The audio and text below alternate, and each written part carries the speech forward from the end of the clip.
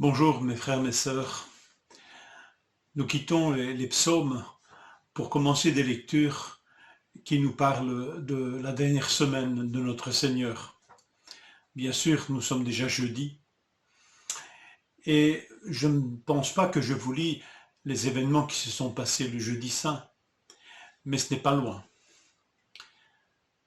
J'aimerais lire avec vous Jean 19, verset 5. Jésus sortit donc, portant la couronne d'épines et le manteau de pourpre, et Pilate leur dit: Voici l'homme.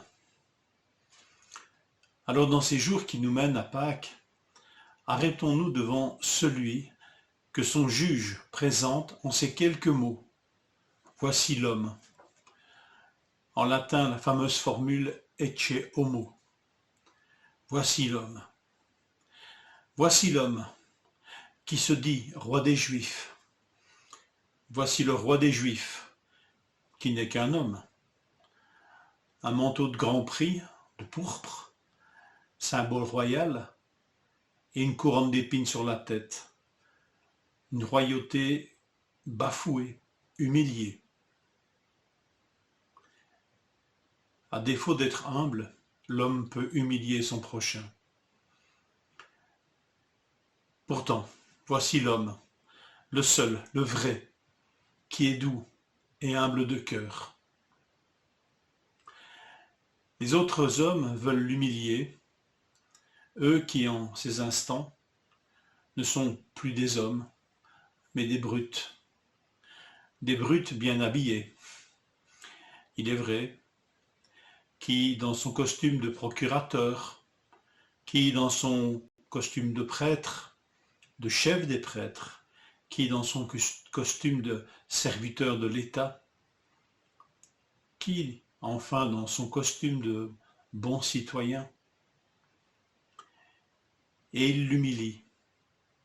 Il l'humilie, lui, dans leur beau costume, en le dénudant et en l'habillant d'un costume d'humiliation.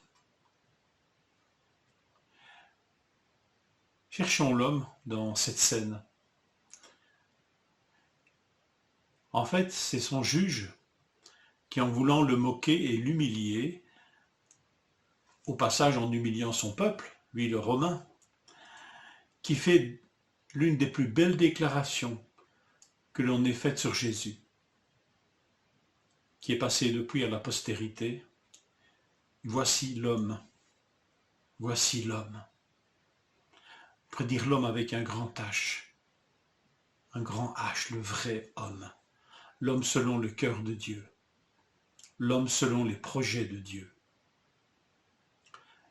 Étonnant, n'est-ce pas, que seul Dieu, en son Fils, est vraiment un homme en cet instant précis. Quelle leçon! Dieu nous montre ce qu'est être un homme. Quel drame! Parce que quand nous rejetons le Fils de Dieu, nous rejetons la seule image de l'homme fait à la ressemblance de Dieu. Le seul modèle qui vaut. Le seul modèle qui nous permette d'être vraiment un homme. Et le terme d'homme ici, on pourrait le traduire aussi par l'humain. C'est aussi bien l'homme que la femme. Alors, voici l'homme, toi, Pilate, l'homme de pouvoir. Tu n'aurais sur Jésus aucun pouvoir s'il ne t'avait été donné d'en haut. En fait, celui qui a le pouvoir, c'est celui qui est en face de Pilate. Tout humilié qu'il est, c'est lui l'homme de pouvoir. Toi, le prêtre, homme patriote, homme qui aime son peuple et son Dieu par-dessus tout, en fait, tu vends ton âme à cet empereur que tu dis haïr, parce qu'il occupe ta terre. Toi, le prêtre, toi, le patriote, voici l'homme, celui vraiment qui honore Dieu, avant de se soumettre à quiconque d'autre. Et toi, l'homme qui est un descendant d'Abraham, qui dit que tu n'as jamais été esclave de personne, tu cries pour que l'on mette à mort la descendance d'Abraham. Voici l'homme. Oui, c'est celui-là, la descendance d'Abraham, celle par qui tous les hommes seront bénis. Dans l'Ancien Testament, il y a deux prophètes qui ont crié.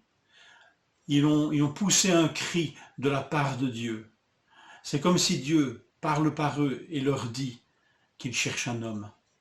Le prophète Ésaïe dit ceci, et c'est la bouche de Dieu qui parle. Dieu voit qu'il n'y a pas d'homme. Il est désolé que personne n'intercède.